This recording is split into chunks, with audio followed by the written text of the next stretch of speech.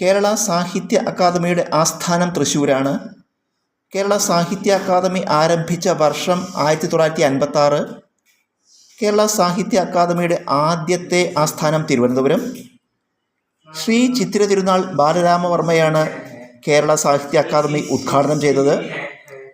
1956 October 15 Shri Chithira Thirunal Balarama Varma Kerala Sahitya അക്കാദമിയുടെ ഉദ്ഘാടനം നിർവഹിച്ചത്.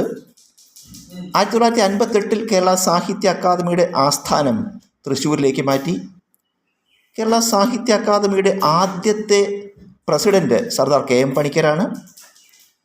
K. സച്ചിദാനന്ദനാണ് കേരള സാഹിത്യ അക്കാദമിയുടെ നിലവിലെ പ്രസിഡന്റ്.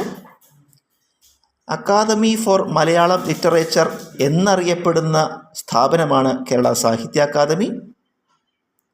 സാഹിത്യ ചക്രവാളം, സാഹിത്യലോകം, മലയാളം ലിറ്റററി സർവേ, ഇത് ഇംഗ്ലീഷിലുള്ളതാണ്, എന്നിവയാണ് കേരള സാഹിത്യ അക്കാദമിയുടെ പ്രസിദ്ധീകരണങ്ങൾ.